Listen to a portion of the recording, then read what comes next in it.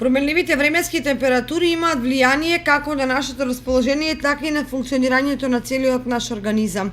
Оваа состојба е најопасна за лицата метеопати, чие здравје е директно поврзано со атмосферските промени.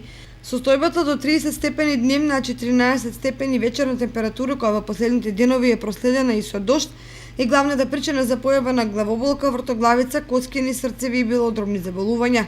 Од спроведената анкета во општината, 90% од испитаниците се пожалија на влошување на нивното здравје. Деновиве чекалните во болниците се исполнети, соопштуваат матичните лекари.